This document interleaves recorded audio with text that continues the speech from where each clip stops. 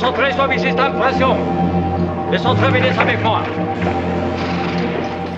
The sun hammers down on northern Mexico like judgment. The desert stretches endlessly, scorched and silent, broken only by the distant caw of vultures. Out of the heat shimmer rides a man alone, flint-eyed, dust-covered, and cold as the iron at his side. His name is Hogan, a mercenary, a drifter, a gun for hire in a land caught between revolution and empire. He's headed toward Chihuahua to help a band of Mexican guerrillas sabotage the French occupation. He doesn't believe in causes, just payment. But destiny doesn't ride in straight lines. As Hogan cuts through a canyon trail, he hears a scream, sharp, terrified, human. He reins in his horse, draws his rifle, and quietly approaches.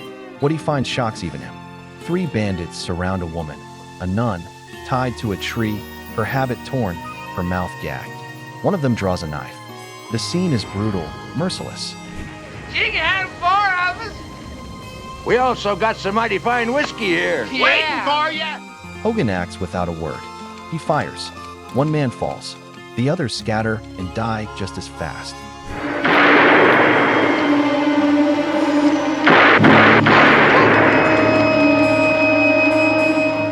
The nun gasps for air as he cuts her free, her eyes wide and shining with tears. Her black and white robes are dirt-stained, but her bearing is composed. "Bless you, my son," she says softly. Hogan studies her. "You sure you're a nun?" We'll also pray that for all your life you have what you desire. What the hell's a nun doing out here? She nods. Sister Sara, of the Order of St. Mary. But something in her voice, the calm, the edge, doesn't sit right. I'm headed south, so I'll just help myself to those ponies and be on my way. But first we must cover them with stones. We can't leave without giving them a Christian burial of some kind. As they ride together, she pleads for his protection. She's headed to Chihuahua to assist the Mexican rebels. She says she's being hunted by French soldiers for smuggling supplies and aiding the cause. Please help me, they're looking for me. Why?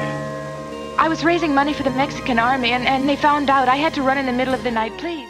"I don't like traveling with women," Hogan mutters. "I don't like traveling with men," she fires back. "But here we are." Hogan agrees, begrudgingly.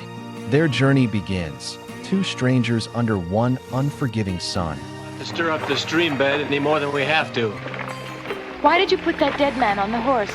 Because a horse with a rider makes a deeper print than a horse without a rider. We're lucky the French will follow those ponies.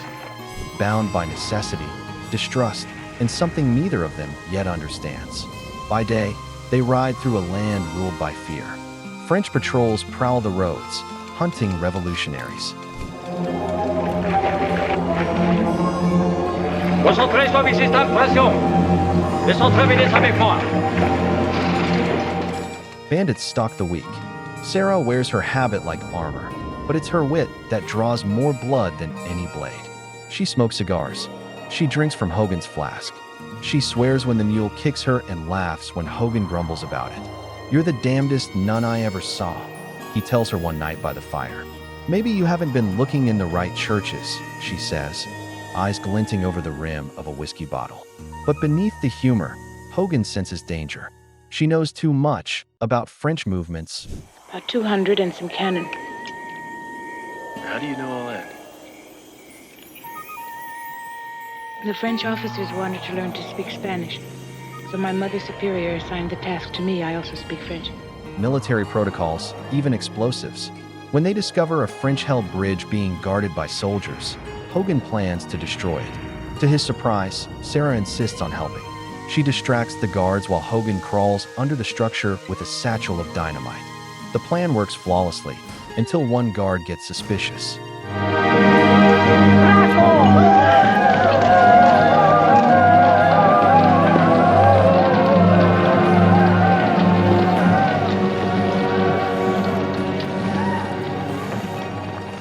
Hogan is forced to shoot his way out.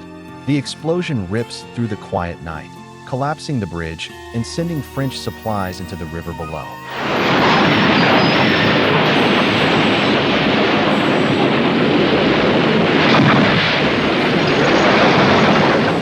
As they escape on horseback, Sara doesn't pray. She laughs. Later, while scouting a village overtaken by French troops, Hogan is grazed by a bullet during a skirmish. Bleeding, he slumps against a tree. Sara doesn't hesitate. She rips open his shirt, pours tequila on the wound, and begins sewing with unsettling skill.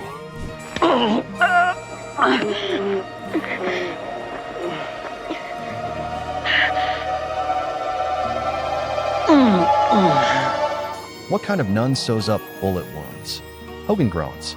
She says nothing, her hands steady. That night, as Hogan rests, he watches her from the corner of his eye. She sits near the fire, cross dangling, cigar glowing. For someone who claims to serve God, she walks awfully close to the devil's shadow. "You ever do any real praying, sister?" he asks. She exhales smoke. "Only when I'm out of whiskey." The next day, they reach the rebel camp deep in the mountains. Colonel Beltran, the leader of the Juaristas, is young, fiery, and suspicious. He eyes Sara as if she's a loaded pistol in disguise. "Are you sure she's a nun?" he asks. Hogan shrugs. She gets the job done. Beltran lays out the plan. They'll need to breach a heavily fortified French garrison in Chihuahua. There'll be more by the time we reach Chihuahua. How many more? 50 to 60. Hogan is to sneak inside, blow open the gate, and let the rebels pour through. Sara insists on going with him. She claims to know the garrison well, and says she has unfinished business inside. Her voice doesn't shake. This ring, it's gold. It'll buy dynamite. Perhaps some of your people have other things that could be sold. If someone will show me the way back to Santa Maria, I'll go from house to house tonight begging for help. Dynamite would save the lives of some of my men. But Hogan's gaze sharpens. That night, while checking their weapons and gear, Hogan finally corners her. "You've been lying since the day I found you," he says. "So what are you really?" Sara lifts her eyes slowly. No shame, no apology. "I ain't no nun," she says.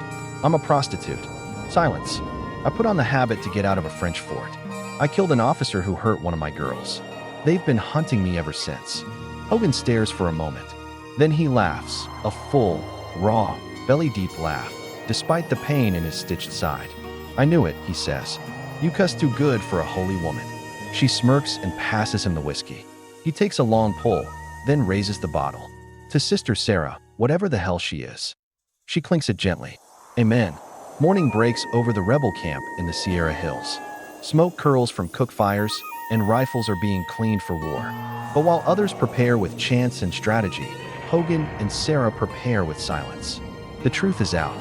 The habit's been shed. The pretense has crumbled. What remains is a partnership between a mercenary and a former prostitute. Two liars in a land that punishes honesty more than deceit. Nobody's even drinking there. You get your calendars mixed up, sister. No, I didn't. It is their Independence Day, July the 14th. The target, a French garrison in Chihuahua, a fortress of stone and iron, holding soldiers, cannons, and ammunition enough to destroy the rebel cause in one blast. The plan? Slip inside, plant explosives, and blow the gates wide open for Colonel Beltran's men to storm through. Hogan and Sara ride out before dawn, their disguises ironically familiar. He wears a tattered priest's cloak. She, once again, dons the nun's habit, but this time, there's no illusion of holiness, just strategy. They arrive at the gates by midday. French guards wave them in with amused looks. It's not uncommon to see clergy, even fake ones, offering prayers for the dead and blessings for the living. Inside, Hogan surveys the layout. The garrison is larger than expected. French soldiers lounge with cigars and cards. Cannons line the courtyard. Ammunition crates are stacked in the central storehouse. The perfect place to start fireworks. Sara keeps her head down. She doesn't speak unless spoken to. But Hogan notices her eyes scanning the compound like a soldier, reading escape routes, counting rifles, mapping mines. Then it happens. A French captain rounds a corner, stops dead in his tracks, and stares at her. "You," he snarls in disbelief. "You murdered Captain Boudreau." Sara's blood runs cold. That bastard die? Yes, the lieutenant died, and you will too. The man lunges. Chaos erupts. Hogan reacts fast, drawing his pistol and shooting the officer mid-charge.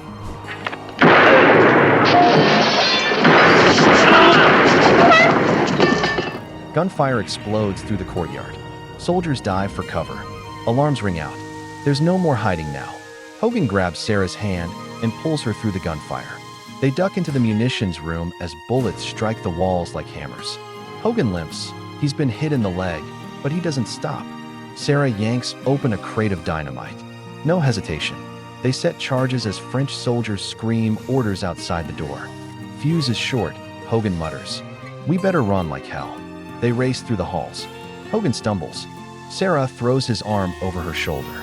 The fuse sparks behind them. 10 seconds of life left in that garrison.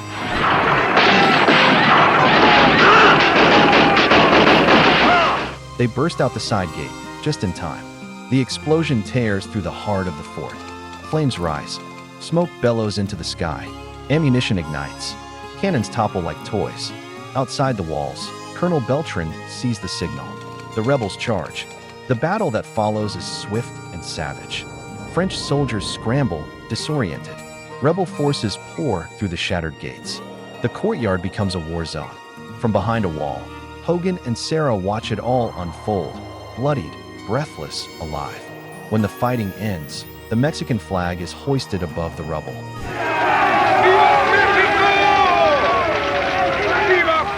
The French garrison is no more. Beltran finds them both seated against a crumbled wall, coughing through dust, boots caked in blood. He offers Hogan a cigar, then turns to Sarah. I misjudged you, he says. She nods, too tired to respond. The ride back through the desert is quiet. No more disguises.